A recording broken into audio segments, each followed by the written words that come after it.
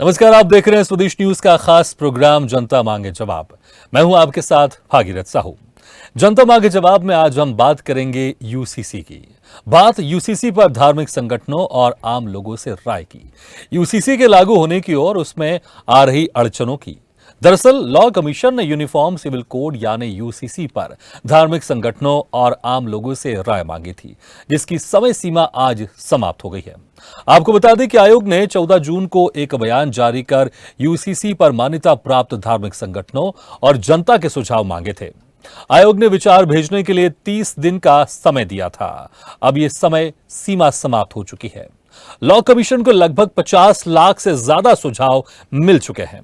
इससे पहले भी 21वें लॉ कमीशन ने इस विषय पर अध्ययन किया था। 21वें लॉ कमीशन ने इस मुद्दे की जांच की और 2 अवसरों पर सभी हितधारकों के विचार मांगे थे। 21वें लॉ कमीशन का कार्यकाल अगस्त 2018 में समाप्त हो गया था। अगस्त 2018 में ही पारिवारिक कानून में सुधार पर एक परामर्श पत्र जारी किया गया था। इस परामर्श पत्र के जारी होने की तारीख से 3 साल से ज्यादा समय बीत चुका है। इसलिए विषय की प्रासंगिकता और महत्व को ध्यान में रखते हुए 22वें विधि आयोग ने नए सिरे से विचार विमर्श करना ठीक समझा और लोगों से अपनी राय देने का आग्रह किया था। अब आज सामाजिक संगठनों और जनता की राय शुमारी की समय सीमा समाप्त हो चुकी है। लाखों सुझाव भी मिले हैं, लेकिन सबसे बड़ा सवाल यही है कि अब आगे क्या।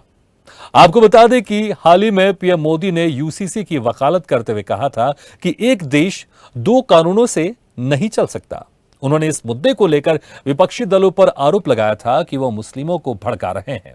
उधर बीजेपी के चुनावी घोषणा पत्र में यूसीसी का वादा किया गया था। अब लोकसभा चुनाव से पहले देश में क्या यूसीसी को मोदी सरकार लागू करा पाएगी? जनता और सामाजिक संगठनों की राय इस पर क्या आई होगी? और अब यूसीसी पर मचा बवाल आगे क्या रंग लाने वाला है? जनता मांगे जवाब में इस विषय पर करेंगे चर्चा। सुझाव बहाना है, यूसीसी लाना है।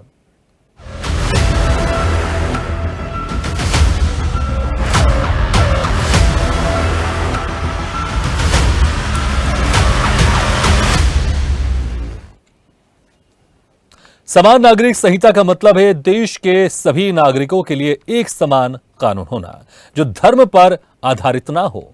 एक ही परिवार में 2 लोगों के अलग अलग नियम नहीं हो सकते। ऐसी दोहरी व्यवस्था से घर कैसे चल पाएगा? सुप्रीम कोर्ट ने बार बार कहा है कि सुप्रीम कोर्ट डंडा मारता है, कहता है कॉमन सिविल कोड यानी यूसीसी लाओ, लेकिन ये वोट बैंक के भूखे लोग इसमें अड़ंगा लगा रहे हैं। लेकिन बीजेपी सबका साथ सबका विकास की भावना से काम कर रही है। प्रधानमंत्री नरेंद्र मोदी ने 27 जून को भोपाल में यह बात कही। इसके बाद से ये एक बार फिर से चर्चा में है। विपक्षी दलों ने इसे मुस्लिमों को उकसाने वाला मुद्दा बताया है। हालांकि हिंदूवादी समूहों और कुछ अन्य धर्मों के लोगों ने भी यूसीसी पर चिंता जाहिर की है।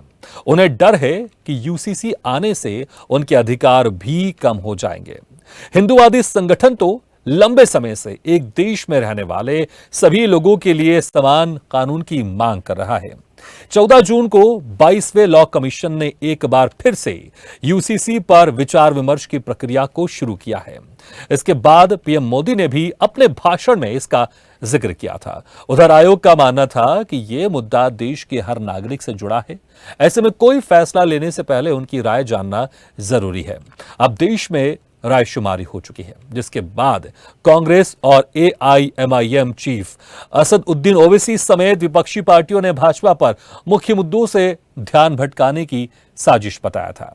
एआईएमआईएम प्रमुख असदुद्दीन ओवैसी ने केंद्र की एनडीए सरकार पर निशाना साधते हुए कहा कि गरीबी, बेरोजगारी, महंगाई और चीनी घुसपैठ जैसे मुद्दों से जनता का ध्यान भटकाने के लिए यूसीसी की बात की जा रही है। अब ओवैसी जो भी कहे, लेकिन यहां सबसे बड़ा सवाल भी यही है कि क्या यूनिफॉर्म सिविल कोड इस बार भी यूनिफॉर्म नहीं होगा? और ऐसी क्या मजबूरी है कि बीजेपी यूनिफॉर्म सिविल कोड में आदिवासियों को नहीं शामिल करना चाहती है? जनता मांगे जवाब में इसी मुद्दे पर करेंगे चर्चा। सुझाव बहाना है, यूसीसी लाना है। लेकिन चर्चा शुरू करें इस मुद्दे पर, इसके पहले 30 साल पहले पूर्व प्रधानमंत्री अटल बिहारी वाजपेयी ने क्या कहा था यूसीसी पर और नरेंद्र मोदी ने 27 जून को क्या कहा था, वो सुन लेते हैं। कि जब संविधान के निर्माताओं ने शादी ब्याह के एक कानून बनाने की सिफारिश की और यह कहा कि राज्य उसकी तरफ ध्यान देगा, तो क्या वो सांप्रदायिक कारणों से प्रेरित थे? क्या यह सांप्रदायिक मुद्दा है?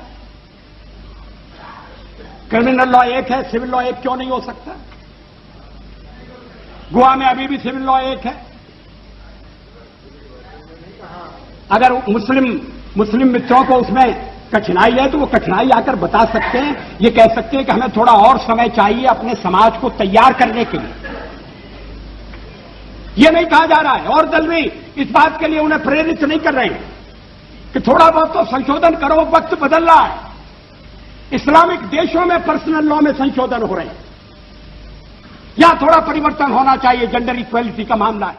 यूनिफॉर्म सिविल कोड के नाम पर ऐसे लोगों को भड़काने का काम हो रहा है।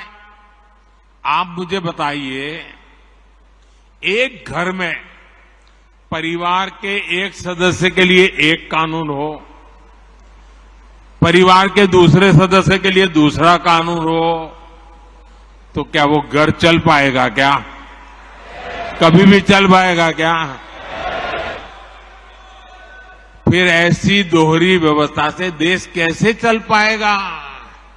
हमें याद रखना है कि भारत के संविधान में भी नागरिकों के समान अधिकार की बात कही गई है। साथियों, ये लोग हम पर आरोप लगाते हैं, लेकिन सच ये है कि यही लोग मुसलमान करते हैं। अगर ये मुसलमानों के सही मायने में हितैषी होते तो अधिकांश परिवार, मेरे मुस्लिम भाई बहन, शिक्षा में पीछे न रहते, रोजगार में पीछे न रहते, मुसीबत की जिंदगी जीने के लिए मजबूत नहीं रहते। और सुप्रीम कोर्ट ने बार बार कहा है, सुप्रीम कोर्ट डंडा मारती है, कह रही है। तो पूर्व प्रधानमंत्री अटल बिहारी वाजपेयी ने 30 साल पहले यूसीसी लाने की वकालत की थी और उसके बाद लगातार बीजेपी इस पर काम करती रही, लेकिन बीजेपी को वो पूर्ण बहुमत नहीं मिला। लेकिन 2014 से बीजेपी पूर्ण बहुमत की सरकार में है, दूसरी बार पूर्ण बहुमत की सरकार बनकर आई। तो जो उनका प्रमुख मुद्दा रहा है बीजेपी का यूसीसी लाने का, इसको लेकर प्रधानमंत्री नरेंद्र मोदी ने 27 जून को भी साफ तौर से कहा और विपक्ष पर भी आरोप लगाया कि विपक्ष मुसलमान तो करता है, लेकिन यूसीसी के मुद्दे पर मुसलमानों को भड़काता है। और बीजेपी के घोषणा पत्र में है यूसीसी एक प्रमुख मुद्दा है, लेकिन देखना होगा 1 साल के बाद लोकसभा चुनाव है, क्या उसके पहले यूसीसी बीजेपी लागू कर पाएगी। और इसको लेकर विपक्ष की तरफ से भी लगातार बयान आते रहते हैं। एआईएमएम चीफ असदुद्दीन ओवैसी ने क्या कुछ कहा वो भी सुन लेते हैं, उसके बाद फिर शुरू करेंगे हम हमारी चर्चा इस खास मुद्दे पर। इसका तो कोई कॉन्स्टिट्यूशनल बेसिस नहीं है, मगर हमारा मानना यह है कि ये एक पॉलिटिकल एक्सरसाइज हो रही है, एक गैर जरूरी के एक माहौल को मुल्क में पैदा करने के लिए लोकसभा इलेक्शन से पहले, ताकि जो तवज्जो है जनता की गरीबी के ऊपर, बेरोजगारी के ऊपर, महंगाई के ऊपर, चाइना जो ज़मीन पे हमारे कब्जा करके बैठा, उससे तवज्जो हटा दिया जाए।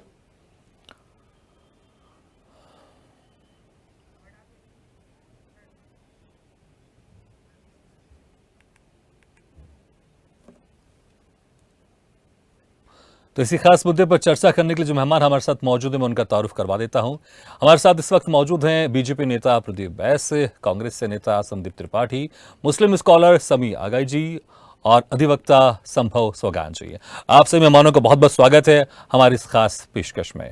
सबसे पहले संभव सोगानी जी, मैं आप ही से जानना चाहूंगा, 1 महीने का जो एक वक्त दिया था धार्मिक संगठनों से, जनता से इसमें राय देने के लिए, लेकिन इसके पहले भी जो एक 21वें लॉ कमीशन था उसके पास भी बहुत सारी सुझाव आए थे, लेकिन 3 साल हो जाने के बाद फिर से एक नए सिरे से एक शुरुआत की गई इसमें 22वें लॉ कमीशन की तरफ से। हालांकि अभी क्या कुछ, क्योंकि 50 लाख इसमें राय शुमारी आई है, क्या कुछ इसमें राय दी गई, अभी इसका कोई खुलासा नहीं किया गया और शायद ये पब्लिक प्लेटफॉर्म में नहीं भी आए, लेकिन क्या अंदाजा लगा सकते हैं किस तरह के वो राय मशवरे होंगे धार्मिक संगठनों की तरफ से, लोगों की तरफ से, और कहां पर पेच फंस सकता है वो मैं आपसे जानना चाहूंगा टेक्निकली। भागीरथ जी, सबसे पहले अपन ये समझें कि जो हमारे देश में डेमोक्रेसी है, इसके अंदर लॉ कमीशन का क्या महत्व है। जब भी हमारे देश में कोई कानून जो पार्लियामेंट को लगता है, संसद को लगता है ज़रूरी है, वो संसद के पास पावर है बनाने का। इसके लिए लॉ कमीशन रिपोर्ट दे, बताए, तभी बनाया जाएगा, ऐसा नहीं है। लेकिन जो जनहित के मुद्दे होते हैं जिसके ऊपर कानून बनाना होता है, उसमें अधिकतर अगर आप देखे जाएंगे पिछले 75 साल में हमारी आज़ादी के, तो आप देखेंगे कि उसमें ज़्यादातर लॉ कमीशन जब उसे रिकमेंड करता है तो जनता से एक राय लेता है, जिसको हम कहते हैं public opinion, public faith, public will ली जाती है। हालांकि वैसे सांसद जो है हमारी, वो पब्लिक डेमोक्रेसी के थ्रू ही बनती है। तो वैसे भी जिसके पास समर्थन है, जिसकी सरकार है, उसके पास वैसे भी जनता का मैंडेट है। और जब भी वो सरकार इलेक्शन में लड़कर जीत कर आती है तो वो अपने पोर्टफोलियो में, मैनिफेस्टो में वो अपने सारे जो भी विषय हैं जन के, वो बताती है। तो उसको दोबारा लॉ कमीशन के थ्रू ही रूट करके लाना ज़रूरी नहीं है, पहली बात तो कानून में। लेकिन तब भी जब जनहित के जो मुद्दे होते हैं उसमें इसलिए मंगा लिया जाता है पब्लिक ओपिनियन, जिससे कि चीज़ें खुलकर आ जाए और पता चल जाए कि किन किन पॉइंट्स पर लोगों की क्या क्या आपत्ति आ सकती है, जिससे कि जब कानून बनाया जाए तो उन सब चीज़ों को कवर किया जा सके।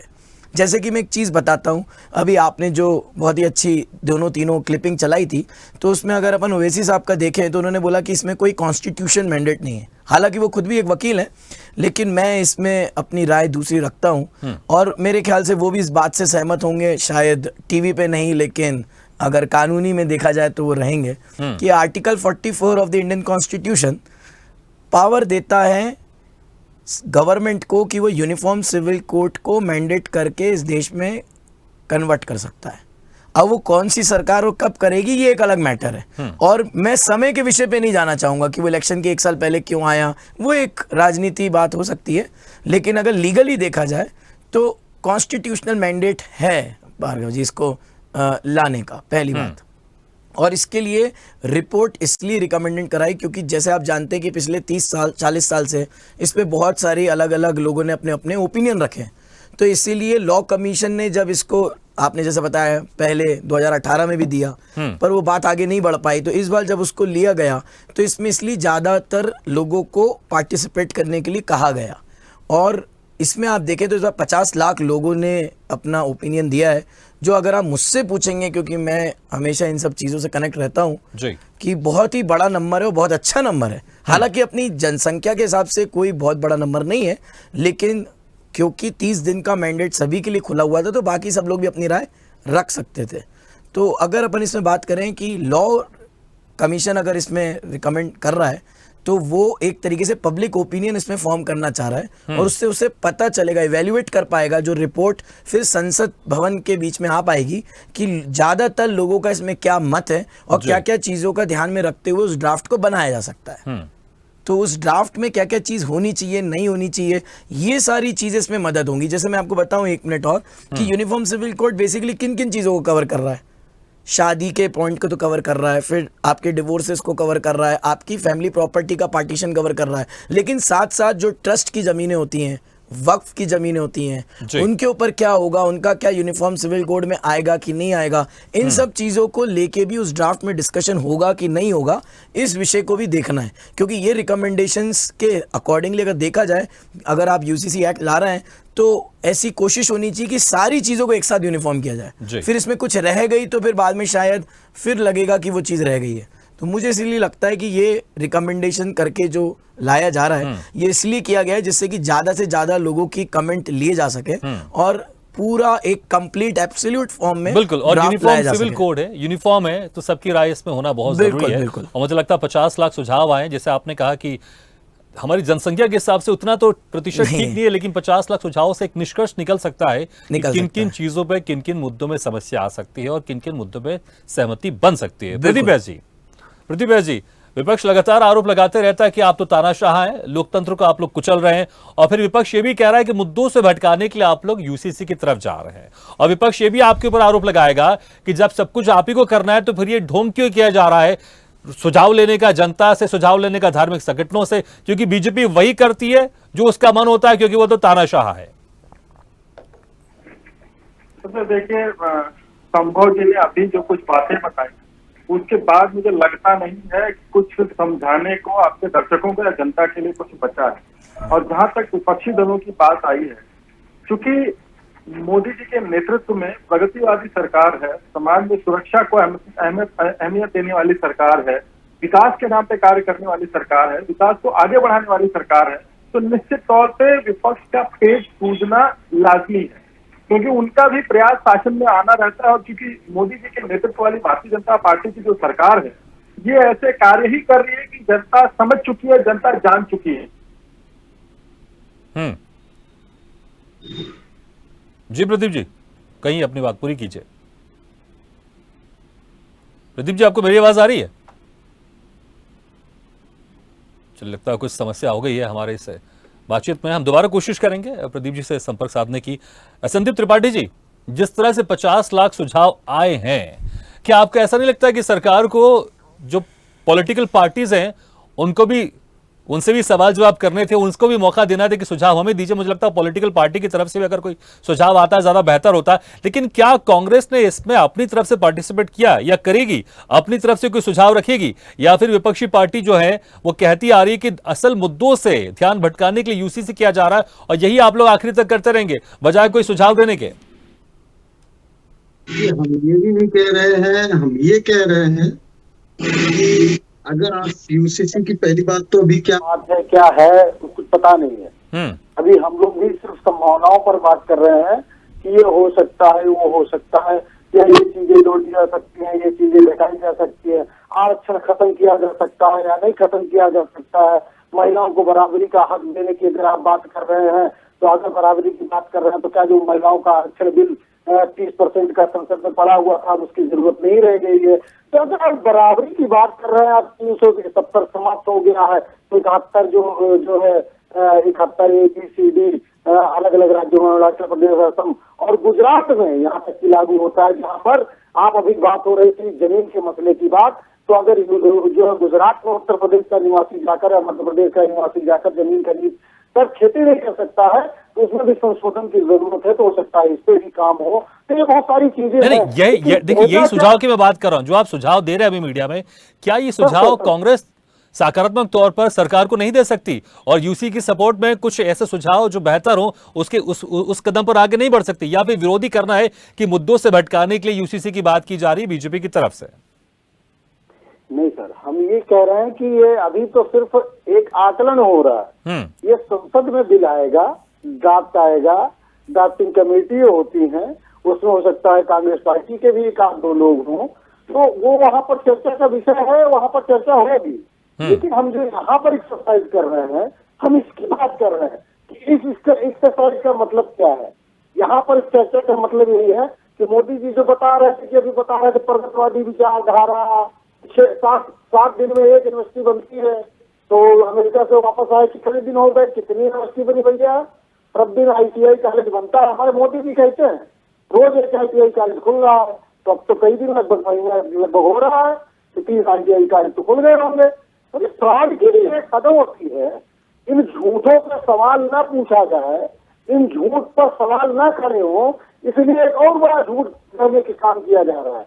एक बात आप समझिए, यूसीसी पर 2018 में हमारे वकील साहब, अधिवक्ता साहब से मैं जानना चाहता हूँ, बहुत अच्छी बातें कर रहे थे, मैं बहुत कानूनी विषय में कोई जानकार नहीं हूँ, आप कानून के जानकार हैं, कृपया यह बताइए कि 2018 में विधि आयोग ने इन सब बातों को खारिज क्यों किया था? उसने क्यों कहा था कि अभी इस चीज की आवश्यकता नहीं है? किस आधार पे कहा था? वो आधार कौन से है? कृपया दर्शकों को बताने का काम करें। क्या वो आधार जो 2018 में थे, क्या वो आधार जो है खत्म हो गए या नहीं खत्म हुए? पहली चीज। दूसरी चीज, यूसीसी में अगर आप बात कर रहे हैं महिलाओं को अधिकार देने की, तो ये बताइए कि लगभग 2011 की गणना में 20 लाख से ज्यादा हिंदू महिलाएं जिनके पति ने बिना तलाक दिए छोड़ दिया, प्रत्यक्ष कर दिया, और खुद 8,000 करोड़ के हवाई जहाज में उड़ने लगे। ऐसे लोगों के लिए भी कानून बनना चाहिए कि नहीं बनना चाहिए? इस पर भी बात होनी चाहिए कि नहीं होनी चाहिए? ये 2 सवाल भाजपा से और एक कानूनी जो हमारे भाई बैठे हैं उनसे कानून के बारे में जानकारी। ठीक है, हालांकि इसमें मेरा वही सवाल फिर से था कि बहुत अच्छी आप बात कर रहे हैं कि यूसीसी में ये होना चाहिए, वो होना चाहिए, बिल्कुल होना चाहिए। मैं यही तो कह रहा हूं कि जो विपक्षी पार्टियां हैं वो यूसीसी को मुद्दा भटकाने का जरिया बता रही हैं। आइए सकारात्मक रूप से आइए, सुझाव बेहतर दीजिए ताकि ये कानून और अच्छा बन सके, यूनिफॉर्म सिविल कोड और बेहतर बन सके और देश के लिए बहुत अच्छा हो सके। सर अब बात, हाँ सर आप सरकार हैं, आप सरकार तो नहीं है ना, उनके प्रतिनिधि हैं, ये कहा किससे जा रहा है? मतलब बिना मांगे यहाँ पहुंच जाए इसे क्या? ठीक है, वही यही सवाल प्रदीप जी से करता हूँ। प्रदीप जी, तीन किसी कानून पर किसी ठीक है प्रदीप जी, उस वक्त आपकी बात पूरी नहीं हो पाई थी, पूरी बात कीजिएगा। लेकिन ठीक है, एक सवाल ये भी है प्रदीप जी, आपने लोगों से सुझाव लिए, धार्मिक संगठनों से सुझाव लिए, लेकिन पॉलिटिकल पार्टीज जो लोगों का ही प्रतिनिधित्व करती हैं उसमें चुने हुए नेता ही आते हैं, तो पॉलिटिकल पार्टी से भी कोई ऑफिशियल तौर पर सुझाव नहीं लेना चाहिए था? क्योंकि बाद में ड्राफ्ट बनेगा, संसद में जाएगा, वो तो बात की बात है, लेकिन क्या शुरुआत में पॉलिटिकल पार्टी से भी सुझाव नहीं लेना चाहिए था? पॉलिटिकल पार्टी सदन के बाहर थोड़ी हैं।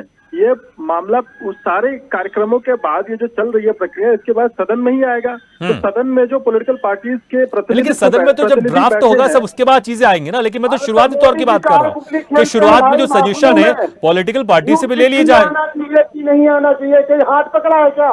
तीन किसी कानून लेके चले आए, कोई रोक पाया है क्या आपको? ठीक है प्रदीप जी, आपका सवाल फिर से दोहरा लीजिए। मैं आपसे ये कह रहा हूं कि देखिए 50 लाख सुझाव आए लोगों से, धार्मिक संगठनों से, बहुत अच्छी बात है, लेकिन ऑफिशियल तौर पर अगर पॉलिटिकल पार्टी से भी सुझाव लिए जाते जो जनता का ही प्रतिनिधित्व करते हैं, उसमें चुने हुए लोग ही रहते हैं, क्या बेहतर और ज्यादा अच्छा नहीं होता अगर उनसे भी सुझाव लिए जाते ऑफिशियल तौर से? तो निश्चित तौर पे विपक्षी पार्टियों का अहंकार इतना ज्यादा है कि उनके लिए क्या वो भारत के नागरिक नहीं है, क्या वो भारत की संस्थाएं नहीं है, क्या वो भारत में रजिस्टर्ड नहीं है? उसी रास्ते से ये भी भेज सकते थे, उसके बाद तो सदन में है ही है, लेकिन इनकी व्याकुलता, इनका अहंकार जो है ये स्वीकार नहीं है देश को। प्रदीप जी, आप भूल गए संसद में आपको इन्हीं का समर्थन चाहिए रहेगा इस कानून को पास करने के लिए। देखिए, जो राष्ट्र हित में सोच रहे हैं, जो राष्ट्र हित में कर रहे हैं, वो तो समर्थन कर ही रहे हैं, चाहे सदन के अंदर हो चाहे सदन के बाहर हो। और जिनको अपने व्यक्तिगत अनुभव, व्यक्तिगत लाभ, व्यक्तिगत राजकुमार दिखाई देते हो, जो कि कई बार रिजेक्ट किए जा चुके हैं, वर्ष 2002 में राजकुमार को लॉन्च होने के कई सारे लॉन्च पैड बन चुके हैं, तो उनको देश रिजेक्ट कर चुका है। तो उनकी व्याकुलता पे कौन ध्यान देगा बताइए? के लिए कानून बनना चाहिए कि इनके पति उनको बिना तलाक दिए छोड़ देते हैं और खुद अय्यासी करते हैं। के मित्र देखिए, कानून तो उनके लिए भी बनना चाहिए जो सार्वजनिक जगहों पे जो है धूम्रपान आदि करके अवसाद फैलाते हैं। कानून उन पे भी बनना चाहिए, कानून पे एयरपोर्ट पे पकड़े जाने वालों पे भी बनना चाहिए था। देंगे सर, ऐसे भी असामाजिक तत्व हैं, उनके भी ऊपर कानून बनना चाहिए। रोका कौन है? 9 साल से गपोलिया खेल रहे हो, इससे काम नहीं होगा ना। गपोलिया खेलने से काम नहीं होता। अरे आपके हिसाब से थोड़ी भारतीय जनता पार्टी चलेगी या शासन करेगी? अपना तरीका होता है, अपना प्लान होता है। लोकतंत्र ने हमें बहुमत दिया है, उस हिसाब से चलेंगे। करवाते हैं जिसमें आपको कुछ करना नहीं। कांग्रेस जब इमरजेंसी लाई थी तो विपक्षी पार्टियों से नहीं, प्रदीप जी आप कह रहे हैं लोकतंत्र ने आपको बहुमत दिया, आप उसी हिसाब से चलेंगे, वही तो मैं आपसे सवाल कर रहा हूँ। तो फिर क्योंकि विपक्ष तो ये कह रही है ना कि आप तानाशाह जो करते हैं आप अपनी मर्जी से करते हैं, फिर ये जो आपने सजेशन मंगवाया है 50 लाख सजेशन भी आ गए, फिर ये दिखावा क्यों? भगीरथ जी आप समझिए, सदन में राजनीतिक दल सदन में अपनी चर्चा करे ना, बाहर क्यों खून खपा रहे हैं? ये सामाजिक, ये दूसरी गैर राजनीतिक जनता के लिए है, उनका क्या मत महत्वपूर्ण नहीं है? ये तो सदन में बैठे ही हैं, तीन किसी कानून पर चर्चा कर लेंगे। ठीक है राय मांगे थे क्या? ठीक है, तो आप कह रहे हैं राजनीतिक पार्टियों से हम सदन में हम उनसे पूछेंगे कि इस कानून में कौन से प्रावधान के साथ समर्थन में, कौन से प्रावधान के साथ वो समर्थन में नहीं है। ठीक है, समय आ गई जी। सदन में कानून बनने से पहले चर्चा ही होती है। ठीक है, समय आ गई जी। 50 लाख से ज्यादा इसमें सुझाव आए हैं और ऐसा बहुत सारे लोग होंगे जो मुस्लिम समाज से भी होंगे, मुस्लिम संगठन से भी होंगे, जिन्होंने सुझाव दिया होगा। आप लोग के समाज की तरफ से, मुस्लिम समाज की तरफ से वो कौन कौन से अहम मुद्दे हैं जिस पर आप चाहते हैं कि यूनिफॉर्म सिविल कोड में इस तरह से होना चाहिए या ऐसा नहीं होना चाहिए? वो कौन कौन से प्रमुख मुद्दे हैं और यूनिफॉर्म सिविल कोड पर क्या कुछ राय आपकी व्यक्तिगत, ये भी जानना चाहूंगा। भागीरथ जी, सबसे पहले तो मेरा नमस्कार और पैनल में मेरे सभी साथियों को नमस्कार। सभी लोगों ने अपने सार्थक विचार आपके सम्मुख रखे और मैं संवत जी की बात से शुरू करना चाहता हूं कि उन्होंने बड़ी तत्परता से और बड़ी गहनता से कानूनी प्रारूपों का जो है उल्लेख किया, तो मैं बताना चाहता हूं कि भारतीय संविधान में प्रत्येक धर्म की व्यवस्था दी गई है और डायरेक्ट आर्टिकल 44 जो directive principle of state policy का हिस्सा है, जो कि एक मात्र दिशा निर्देश है, ना कि उसकी कोई बाध्यता है। अब जिस प्रकार से भारतीय जनता पार्टी 2024 को ध्यान में रखते हुए यूसीसी का प्रोपोगंडा कर रही है, क्योंकि भारतीय जनता पार्टी की नीयत यूसीसी लाने की नहीं है, मात्र इसका ढिंढोरा पीटकर वोटों का ध्रुवीकरण करना चाहती है। मैं आपको दिखाना चाहता हूं कि हमारे गृह मंत्री, भारत सरकार के गृह मंत्री के दैनिक जागरण समूह का इनकलाब अखबार है, जिसमें गृह मंत्री महोदय कह रहे हैं कि यूसीसी से ईसाइयों को और आदिवासियों को दूर रखा जाएगा। अब दूसरी बात, ये हमारे देश के अंदर लगभग 700 ट्राइब्स हैं, ये 700 ट्राइब्स हैं और इन 700 ट्राइब्स का there are more than 70,000 recognised tribes in India, all of on there on set of customary laws and practice, government aspect of civil and sometime criminal। तो मेरा कहने का मतलब यह है कि भारतीय संविधान में सारे प्रारूपों का जिक्र किया गया और जिस प्रकार से आप समान नागरिकता संहिता की बात कर रहे हैं, तो हमारे क्रिमिनल लॉ सबके लिए समान है। चलिए, आप अच्छी बात है, आप महिलाओं के उद्धार के लिए या समाज के किसी भी वर्ग के उद्धार के लिए अगर कोई कानून लाते हैं तो उसका स्वागत है, लेकिन आपके पास प्रारूप क्या है? आप उस प्रारूप को जनता के सामने रखिए। आज तक आपने कोई प्रारूप नहीं रखा और लॉ कमीशन के सामने आपके अनुसार 50 लाख से अधिक लोगों ने अपनी राय दी है, तो उस राय का अध्ययन करने के बाद ही, इस पर विचार करने के बाद ही कोई कानून बनेगा। लेकिन जिस प्रकार से भारतीय जनता पार्टी वोटों का दुर्विनियोग करना चाहती है और इसमें सिर्फ एक जो प्रोपेगेंडा है वो मुस्लिम समाज को टारगेट पर रखकर किया जा रहा है कि मुस्लिम समाज इसका विरोध कर रहा है। नहीं, मैं आपसे वही तो पूछ रहा हूँ, समय आ गई जी, आपसे मैं वही तो पूछ रहा हूँ, वो कौन से ऐसे मुद्दे हैं यूनिफॉर्म सिविल कोड में जिसको लेकर जो मुस्लिम समाज है वो सहमत नहीं है? मैं आ रहा हूँ उस पर। हमारे सिख समुदाय के साथियों ने, शिरोमणि अकाली दल जो उनकी सर्वोच्च संस्था है, उसने भी इसका विरोध किया है। हमारी राष्ट्रीय आदिवासी एकता परिषद यूसीसी के विरोध में सुप्रीम कोर्ट जा चुकी है और कई आदिवासी संगठन है जो इसके खिलाफ सुप्रीम कोर्ट में जा रहे हैं। तो ऐसी स्थिति में भारतीय संविधान में प्रदत्त जो संविधान के अधिकार है, article 14, article 15, article 19, article 21, article 25, article 28 और 29, जो संविधान में इनको छेड़छाड़ के ऊपर भी प्रतिबंध लगा हुआ है। ऐसी स्थिति में भारत सरकार यूसीसी किस प्रकार से ला सकती है जब हमारे संविधान में इन सारी धाराओं का उल्लेख है? देखिए, समय आ गई जी, मैं थोड़ा सा आपको याद दिला दूं, आपको भी पता ही होगा, आपको भी ये याद ही होगा, ये बीजेपी के घोषणा पत्र में अहम मुद्दा रहा है राम मंदिर निर्माण का, 370 हटाने का कश्मीर से, ये दोनों मुद्दे पूरे हो चुके हैं। तो अगर आपको लग रहा है कि बीजेपी सिर्फ ढोंग कर रही है, तो कहीं ऐसा नहीं हो कि बस आप लोग यही बोलते रह जाए और बीजेपी यूसीसी लेकर आ जाए? नहीं, आपने 3 मुद्दों की बात करी, तो राम मंदिर सुप्रीम कोर्ट के आदेश में बन रहा है। धारा 370 का बड़ा भारतीय जनता पार्टी ढिंढोरा पीट के धारा 371 जो हमारे नॉर्थ ईस्ट के स्टेट में लागू होता है, उस पर कोई चर्चा नहीं करती। मैं तो वो जिक्र कर रहा हूं जो उनके घोषणा पत्र में था। ये बड़ी बड़ी बातें अक्सर आप लोग विपक्ष में पार्टी यही कहा करती थी कि राम मंदिर कभी नहीं बनने वाला, बीजेपी सिर्फ इसमें गोल बोल जवाब देती रहेगी, मंदिर वही बनाएंगे लेकिन तारीख कभी नहीं बताएंगे, 370 कभी नहीं हटेगा, हर बार बीजेपी के घोषणा पत्र में शामिल रहेगा। मैं वही कह रहा हूं, ये बड़े मुद्दे थे जो पूरे हो चुके हैं। यूसीसी भी बड़ा मुद्दा है बीजेपी का। अगर आप बहुमत के बहुसंख्यक बात के आधार पर अगर यूसीसी को लागू करना चाहते हैं तो कोई बात नहीं, आपके पास पूर्ण बहुमत है, आप इसे लागू कर सकते हैं। 1952 में जब देश आजाद होने के बाद संविधान लागू हुआ, उस टाइम भी इसका विरोध हुआ था और इसको इसलिए टाल दिया गया कि समय अनुसार इसको देखा जाएगा। आपकी आवाज नहीं आ रही भागीरथी? नहीं, ठीक है, आपकी आवाज आ रही है, आप कंटिन्यू कीजिए। आप जी, मैं ये कहना चाहता हूँ कि 1952 में जब ये संविधान में लागू करने की इसकी बात की गई थी, तो उस टाइम भी इसको इसलिए डाल दिया क्योंकि एक मत नहीं था। और मैं दूसरी बात कहना चाहता हूँ, हिंदू अनडिवाइडेड फैमिली को क्या एबॉलिश करेंगे आप? आरक्षण पर आपका क्या नजरिया है? भारत देश के अंदर आपकी क्या स्थिति रहेगी? आप इन सब चीजों को क्लियर करिए ना। आप सिर्फ यूसीसी मुसलमानों को टारगेट करके, जब मुसलमानों पे ध्यान केंद्रित करके अगर उसको लागू करना चाहते हैं, तो देश के अंदर 14% मुसलमान हैं और देश की आजादी के अंदर बढ़ चढ़कर देश के मुसलमानों ने भागीदारी करी।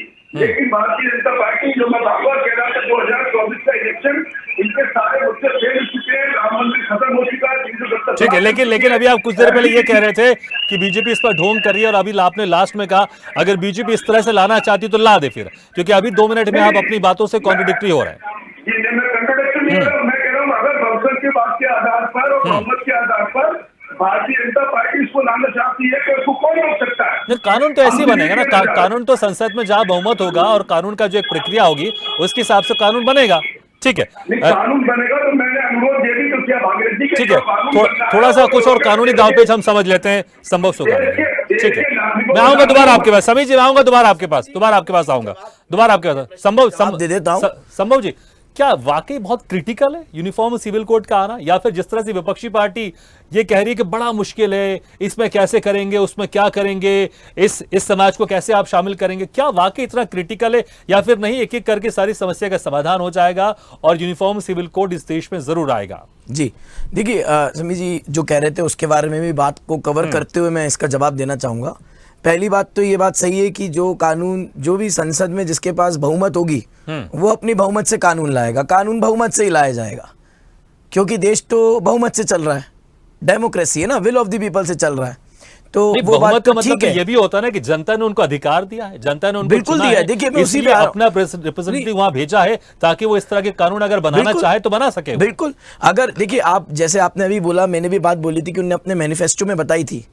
हम तो ये मान के चलते हैं कि किसी ने वोट डाला है तो उसने मैनिफेस्टो पढ़ा है, हालांकि हकीकत में कितनों ने पढ़ा कितनों ने नहीं पढ़ा एक अलग विषय है, लेकिन हम तो मान रहे हैं कि जो सरकार जीत कर आई है, जो बहुमत लेकर आई है, उसने जो जो पॉइंट रखे होंगे जनता को उसे समझ आए होंगे, उसे अच्छे लगे होंगे, इसलिए उन्होंने उनको पावर दिया है कि वो पावर में आए और उसको कर आए।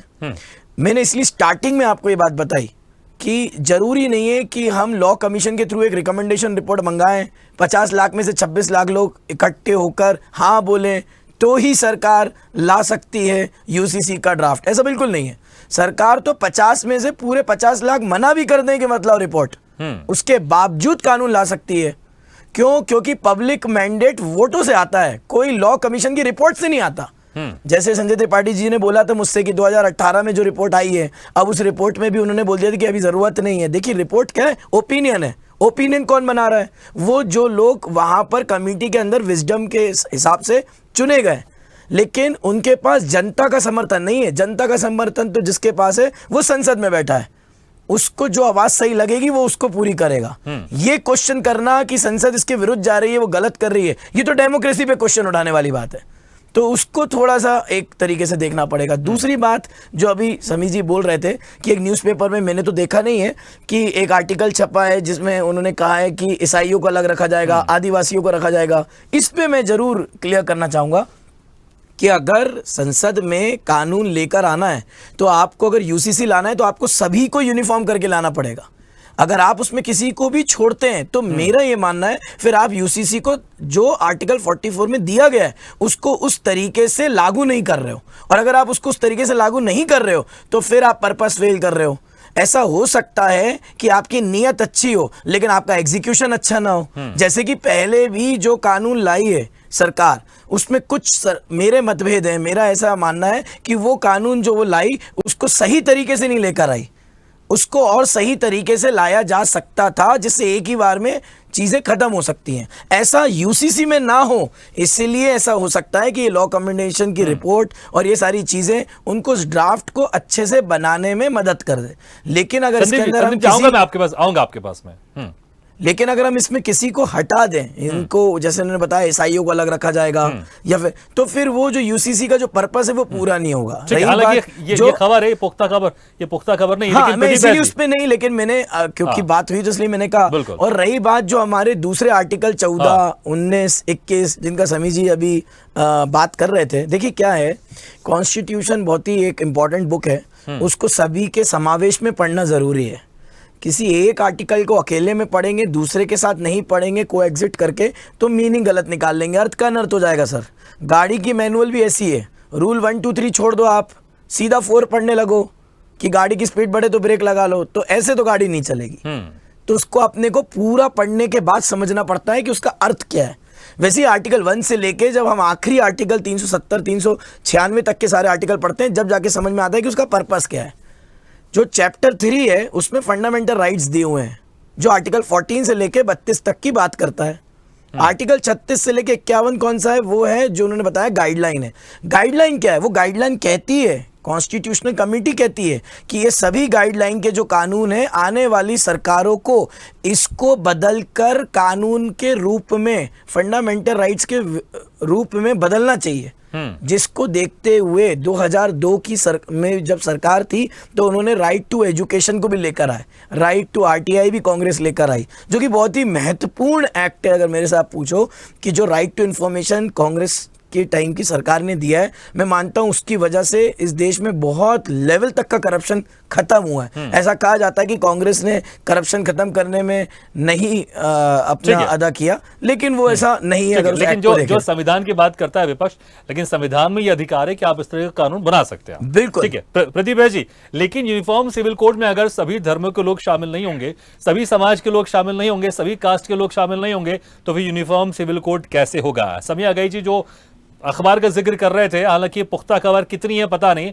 लेकिन जिस अखबार का तरफ वो इशारा कर रहे थे, इसमें अमित शाह का नाम लेते हुए बता रहे थे कि ईसाइयों और आदिवासी समाज को इस यूनिफॉर्म सिविल कोड से दूर रखा जाएगा। अगर ऐसा होता है या फिर अगर सरकार की ऐसी मंशा है तो फिर वो यूनिफॉर्म सिविल कोड तो होगा नहीं। हो सर देखिए, सदन इसीलिए है कि उसमें जो चर्चा हो तो उसका जो है एंड रिजल्ट बहुत अच्छा सा निकले, और उससे पहले बहुत सारी बहस तो उसके पहले ही पे आके रुकी हुई है। तो देखिए, अब संभव जी कानूनविद है, प्रैक्टिसिंग एडवोकेट है, लेकिन डायरेक्टिव प्रिंसिपल्स को इन्फोर्स करने के लिए संसद के पास अधिकार है। ये बहुत महत्वपूर्ण बात है समझने के लिए। बिल्कुल, कोई भी सरकार हो, लेकिन संसद के पास ये अधिकार है कि वो डायरेक्टिव प्रिंसिपल्स को इन्फोर्स करे। और अगर संविधान की संपूर्ण अवधारणा कहे तो संविधान निर्माताओं ने उस समय, चूंकि देश शुरू में नया आजाद हुआ था, बहुत सारे काम होने बाकी थे, और बहुत सारे कामों को करने के लिए नेहरू जी, अम्बेडकर और बाकी सारे जितने भी उस समय के बड़े नेता थे, उन्होंने जो फैसला लिया कि इसको ठीक है आगे के लिए करते हैं, लेकिन वो चाहते तो इसको हटा भी सकते थे। बहुत ज्ञानी लोग थे, वो मूर्ख अज्ञानी नहीं थे जिन्होंने संविधान की स्थापना की। अब देखिए, निश्चित तौर पर नेहरू जी बहुत अच्छे काम किए, बल्कि बहुत बुरे भी काम किए देश के लिए, लेकिन इस पर्टिकुलर संबंध में अगर कहा जाए तो एक बहुत महत्वपूर्ण बात, आप पूरा रिसर्च करें तो मुझे ऐसा लगता है कि उस समय का उनका लिया हुआ फैसला सही था। देश नया आजाद हुआ था, और भी महत्वपूर्ण फंडामेंटल सही करने के लिए, देश की आधारभूत व्यवस्था को सही करने के लिए उन्होंने जो उस समय विवेकशील, जो उनका जितना उनका विवेक था उस हिसाब से जो निर्णय लिए। लेकिन अगर वो चाहते थे इस पूरे चैप्टर को गायब कर सकते थे, संविधान में उनके पास बहुमत से ज्यादा मत थे, लेकिन उन्होंने तो ऐसा नहीं किया। अब आज वही कांग्रेस अगर इसको विरोध कर रही है, तो अगर मैं ये कहूं कि ये केवल जनता को बरगलाने का प्रयास कर रही है तो कोई अतिशयोक्ति नहीं होगी। नहीं, लेकिन ये जो आरोप आपके ऊपर लग रहे हैं कि आप ईसाइयों को इस यूनिफॉर्म सिविल कोड से अलग करेंगे, आदिवासियों को अलग करेंगे, क्योंकि ये खबरें आ रही हैं, ये खबरें अखबारों में आ रही है, ये खबरें टीवी चैनल्स में आ रही है। देखिए, नहीं ठीक है, खबरें, अखबारों का काम है खबरें देना है, लेकिन आप इसको तथ्यात्मक तब मानेंगे, मैं तो तब मानता हूँ कि सरकारी गजट में प्रस्तुत हो जाए। उससे पहले तो खबरें बहुत चलती रहती है। अभी आप क्या कह रहे हैं, ये विपक्ष का एजेंडा है, प्रोपेगेंडा है, यूनिफॉर्म सिविल कोड के खिलाफ लोगों को भड़काने का? निश्चित तौर पे कंफ्यूजन फैलाना, निश्चित तौर पे बरगलाना जनता को विपक्ष का एक सुप्रियर एजेंडा है, उसके अलावा कुछ भी नहीं है। ठीक है संदीप त्रिपाठी जी, अभी यूनिफॉर्म सिविल कोड का ड्राफ्ट तैयार नहीं हुआ, लेकिन आप अभी से लोगों को भड़का रहे हैं, और एक खास धर्म के लोगों को तो आप भड़का ही रहे हैं कि अगर यूनिफॉर्म सिविल कोड आ जाएगा तो आपके धार्मिक अधिकारों का हनन होगा। लेकिन गोवा में ऑलरेडी यूनिफॉर्म सिविल कोड है, वहां तो किसी के धार्मिक अधिकारों का हनन नहीं होता है। आपने कही, पहली बात तो प्रदीप जी अपने वो चेले चपाटे जो व्हाट्सएप यूनिवर्सिटी पे सारा दिन ज्ञान खेलते रहते हैं, इसमें बेरोजगार है, बेचारे को नौकरी और काम धंधा है नहीं, उनसे कहिए जो एजेंडा चलता है, फेक नरेशन चलता है ना, आपके आर्टिकल के जो है जैसे मालवीय करके है कोई, वो उस जैसे लोग चलाते हैं, जैसे एक आपका अनुराग ठाकुर है, वो जब आता है तो गोली मारो फलाना वो लोग फैलाते हैं। कांग्रेस का काम नहीं, व्यक्तिगत किसी का नाम नहीं, देखिए इस तरह से किसी का नाम मत लीजिए नेशनल मीडिया में प्लीज। आप आरोप लगा सकते हैं, आप आरोप लगा सकते हैं, लेकिन किसी का नाम लेके आप ऐसे आरोप मत दिखाइए आप, ठीक है? अपनी बात कंटिन्यू कीजिए आप। नहीं, तथ्य और आरोप में अंतर होता है ना। वो तो खुलेआम टीवी में बोले हैं, उसमें आरोप जैसी बात ही नहीं है। तो खुलेआम कहा कि फला फला को गोली मारो और ये राम जादे। ठीक है, हम मुद्दे से कहीं और जा रहे हैं, सीधे मुद्दे पे आते हैं वापस जी। सर, नरेशन की बात हम कर रहे थे। जो ये एक नरेशन तैयार होता है या किसी को डराया जाता है, फिर उधर से आवाज आती है कि इधर से लोग एग्रेसिव होते हैं, फिर ध्रुवीकरण होता है, फिर मोदी जैसा फूल खिलता है मुद्दों के आधार पर नहीं है। एक अभी हमारे अधिवक्ता महोदय ने बहुत बढ़िया बात कही। उन्होंने कहा कि मैनिफेस्टो तो जरूर करते होंगे और उसके आधार पर लोग वोट भी देते होंगे। मैनिफेस्टो में सिर्फ 2 करोड़ रोजगार की बात कही गई, उससे बात नहीं करेंगे। 100 स्मार्ट सिटी बनाने की बात कही गई थी, वो उससे बात ही नहीं करेंगे सर। 2022 में हमारे मोदी जी ने कहा था कि हम सबको पक्का आवाज दे देंगे, उस पर आज ये बात करने को नहीं तैयार है। लेकिन मैं जो सवाल कर रहा हूं उस पर भी तो आप बात नहीं कर रहे हैं। मैं आपसे सवाल कर रहा हूं, गोवा में पहले से यूनिफॉर्म सिविल कोड है, वहां पर किसी के धार्मिक अधिकारों का हनन नहीं होता है, तो फिर विपक्षी पार्टी खासकर कांग्रेस इसे ऐसा मुद्दा क्यों बना रही है कि किसी खास वर्ग के लिए अधिकारों का, धार्मिक अधिकारों का हनन हो जाएगा? हम उस पर भी सर बात कर लेते हैं। थोड़ा सा ये जनता की बात है, जनता की बात आ जाएगी, जनता की रक्षा की बात हो रही है। तो सर, जिस तरीके से आप ये बात कर रहे हैं जो है, आपने कहा था 2022 तक किसानों की आय दुगना कर देंगे, ऐसे बहुत सारे झूठ आपने फैलाए थे, आज उसकी चर्चा नहीं करते। आज आप ये कह रहे हैं, अभी आपने एक सवाल पूछा कि गोवा में तो है, तो गोवा में तो सर ये भी है उसी यूनिफॉर्म में जो है कि 30 साल अगर जो शादी हो जाए और बच्चा नहीं हो तो आप दूसरी शादी कर सकते हैं, तो क्या उसको भी चेंज करेंगे क्या? सर, देश में ऐसे बहुत सारे कानून हैं, बहुत सारी अलग अलग संस्कृतियां हैं, बहुत सारे तरह। और दूसरी बात सर, एक बहुत बड़ी चीज मैं कह दे रहा हूँ, ये गैर राजनीतिक है सर। ये देश अलग अलग रियासतों में बटा हुआ था और जब अंग्रेज गए तो उन्होंने 3 कॉलम का प्रपत्र दिया था जिसमें आप भारत में रह सकते थे। ये बांट के किसने रखा है? संदीप त्रिपाठी जी, मुझे ये बताइए, इसको बांट के किसने रखा है? हम यहाँ प्रॉब्लम देखिए, सबसे बड़ी समस्या हिंदुस्तान में यही है, हम लोग कभी अपने आप को एक मानते ही नहीं है। हम मानते हैं हम ये धर्म से, हम हिंदू है, मुसलमान है, सिख है, कभी हम ST SC है, कभी हम OBC है, कभी हमने अपने आप को हिंदुस्तानी माना नहीं, कभी हमने अपने आप को भारतीय माना नहीं। हम खुद ही कहते हैं ये देश कई धार्मिक पंथों में बटा हुआ है। कभी एक हम अपने आप को माने तो ये देश और तरक्की करेगा। मात्र 30 सेकंड लूंगा सर, बात आ जाएगी। मैं सिर्फ ये कहना चाहता था कि आजादी के समय देश अलग अलग रियासतों में बटा हुआ था, जिसकी संस्कृति और झंडा अलग अलग हुआ करते थे, मतलब वो अलग अपने आप में देश हुआ करते थे। जब अंग्रेजों ने जो है प्रपत्र दिया उन रियासतों को, तो उसमें ये कहा गया कि भारत में रह सकते हैं, पाकिस्तान में रह सकते हैं या स्वतंत्र रह सकते हैं। तो हमारे नेताओं ने, अभी जैसे हमारे साथी ने कही, भाजपा के नेता ने कही, तो उस समय आवश्यकताएं क्या थी? तो उस समय की आवश्यकताओं की पूर्ति के लिए बहुत सारे ऐसे कानून लेके आए हम, जिसमें आप 370 कह लीजिए, 71 कह लीजिए, 71A कह लीजिए, 71B कह लीजिए, C कह लीजिए, उनको मिलाने के लिए उनकी शर्तों पर हमने अपने कानून में जो कानून को बनाया और उसमें इम्प्लीमेंट किया, उनके लिए सहूलतें दी। अब वो सहूलतों को ठीक है, लेकिन वक्त के हिसाब से कानून में बदलाव तो होता है ना, वक्त के हिसाब से कानून में बदलाव हमेशा होता है और होना चाहिए। जी सर, मैं कह रहा हूं, लेकिन वक्त के हिसाब से उस वक्त जो वक्त की दरकार थी उसके हिसाब से कानून लेकर आए, लेकिन अब 2023 चल रहा है, 21वीं सदी में हम चल रहे हैं, तो इस वक्त के हिसाब से अगर कुछ बदलाव होना चाहिए कानून में तो क्यों नहीं होना चाहिए? सभी पार्टियों के साथ में आकर जो एक बेहतर हो सकता है देश के लिए, वो होना चाहिए। जितने पैनल हो आपके दर्शकों को, आपको क्या लगता है कि अगर ऐसी चीजें अगर संभव होती तो मणिपुर चल रहा है और हमारे गुजरात के पंडित महोदय पूरे देश विदेश। ठीक है, आप कह रहे हैं संभव नहीं, ठीक है, आप कह रहे हैं संभव नहीं, ठीक है, ठीक है, समय आ गई जी। संदीप त्रिपाठी जी कह रही है तो संभव नहीं है, लेकिन जैसे मैंने पहले ही कहा कि गोवा में ऑलरेडी UCC का कानून वहां पर लागू है, उसको लेकर अब इसको पूरे देश में कानून को लागू करना है। और कुछ आप और जोड़ना भी चाह रहे थे, उस वक्त हम देख रहे थे आप हाथ उठा रहे थे, वो भी जोड़ सकते हैं आप। लेकिन जब एक राज्य में, एक देश के अंदर कानून लागू है जिसको लेकर पूरे देश में लागू करने की बात हो रही है, तो फिर इतनी समस्या क्यों आएगी? जब एक राज्य में कानून लागू है तो पूरे देश में भी लागू हो जाएगा। पहले तो मैं संभव जी को ये बताना चाहता हूँ कि ये दैनिक जागरण समूह का इनकलाब अखबार है और संभवतः ये 10 या 11 तारीख का अखबार है। ये उर्दू का अखबार है और जो उर्दू की कटिंग है उसकी, अगर संभव जी जानना चाहे तो जान सकते हैं। दूसरी बात, संभव जी बड़े उत्साहित होकर ये कह रहे थे कि भाई बहुमत उनको मिला है और बहुमत की सरकार है, बहुमत अगर इसकी लॉ कमीशन की रिकमेंड को नहीं भी माने तो वो कानून ला सकती है। तो मैंने अभी दोहराया था आपको और आपने उस पर व्यक्तिगत टिप्पणी भी करी थी कि अगर बहुसंख्यकवाद के आधार पर या बहुमत के आधार पर आप अगर कोई कानून लाना चाहते हैं तो आपको कौन रोक सकता है, ले आइए। लेकिन अगर आप देश के नागरिकों की अच्छाई के लिए, भलाई के लिए अगर कोई कानून लाना चाहते हैं तो इस देश के 140 करोड़ लोगों की भलाई को ध्यान में रखकर करिए। नहीं, लेकिन ये डिसाइड कैसे होगा, ये डिसाइड कहाँ होगा, मुझे बताइए आप। समी अगई जी, प्रैक्टिकली ये डिसाइड कैसे होगा, कैसे तय होगा?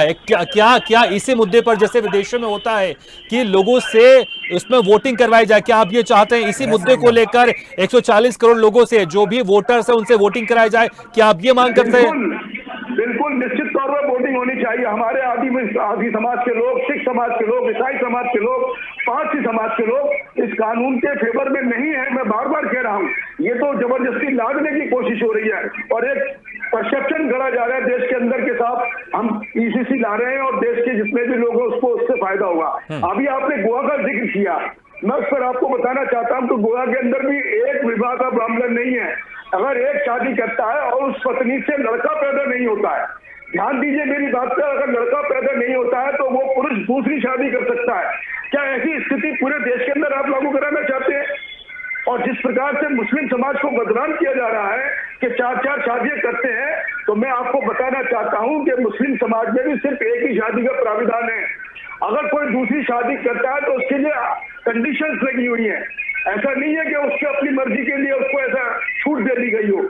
और आप 3 तलाक की और हलाला की जो बातें कर रहे हैं, तो इस्लामी शरीयत के साथ साथ हमारे हिंदू भाइयों का भी पर्सनल लॉ है, ईसाइयों का भी है, पारसियों का भी है, आदिवासी समाज में एक से अधिक बहुविवाह का प्राविधान नहीं, यही तो बात हो रही है कि अगर हर समाज का, हर धर्म का अपना एक पर्सनल लॉ है, उसको कैंसिल करके एक सिविल कोड में एक सिविल कानून लेकर आया जाए जहां पर पूरे देश में एक ही कानून लागू हो।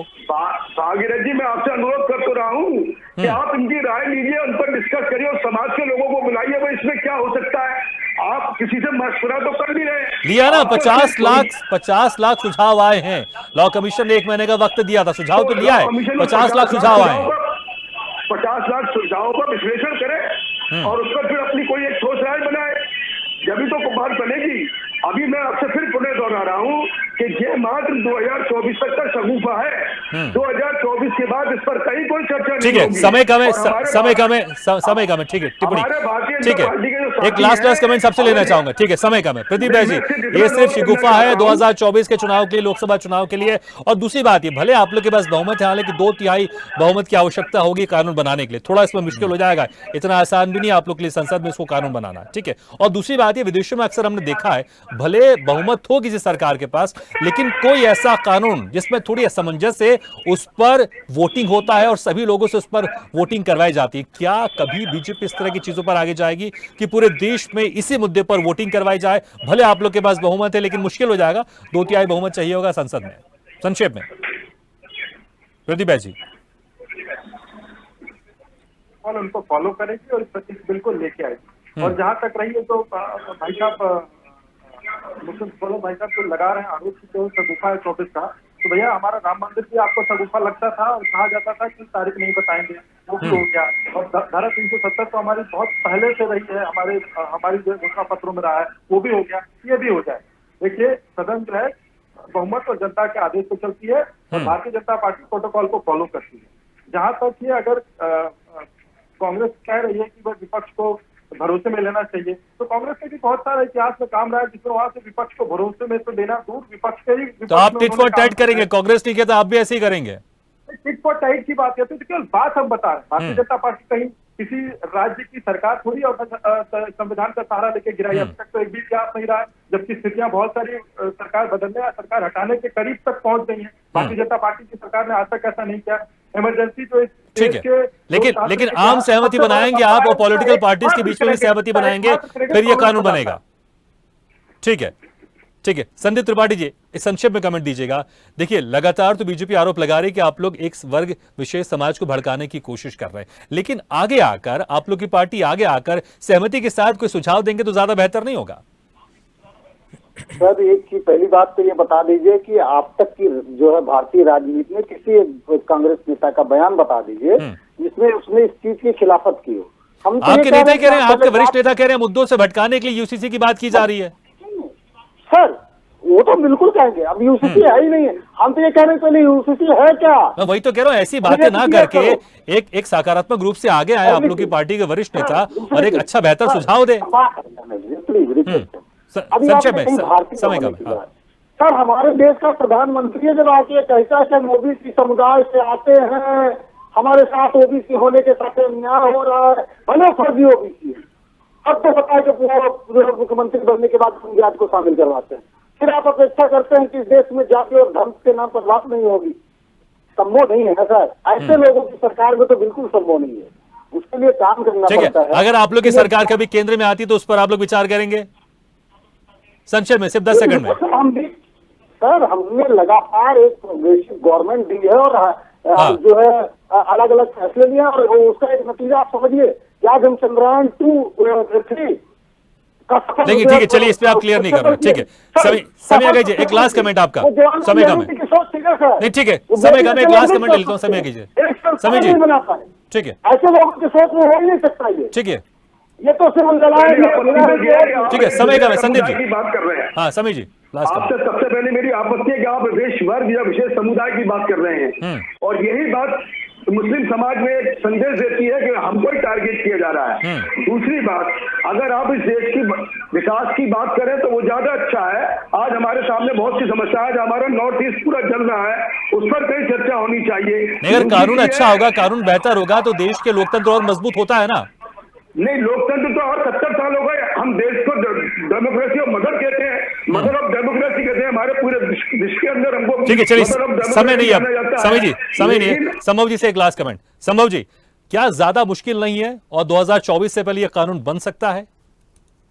मुश्किल तो बिल्कुल नहीं है। अगर लॉ कमीशन की रिपोर्ट आ गई है, उसको देखते हुए, लोगों के सुझाव को देखते हुए ड्राफ्ट तैयार किया जा सकता है, और एक बार जब ड्राफ्ट तैयार हो जाए तो उसको संसद में रख के उसको विधिवत प्रूफ किया जाएगा। पर यह बात सही है कि 2/3 मेजोरिटी लाना शायद थोड़ा सा डिफिकल्ट हो सकता है। ठीक है, चलिए, बहुत बहुत शुक्रिया आप सभी का। प्रदीप जी आपका शुक्रिया बहुत बहुत, संदीप त्रिपाठी जी, समय अगई जी और संभव सोगानी जी आपका बहुत बहुत शुक्रिया हमारे इस खास चर्चा में शामिल होने के लिए।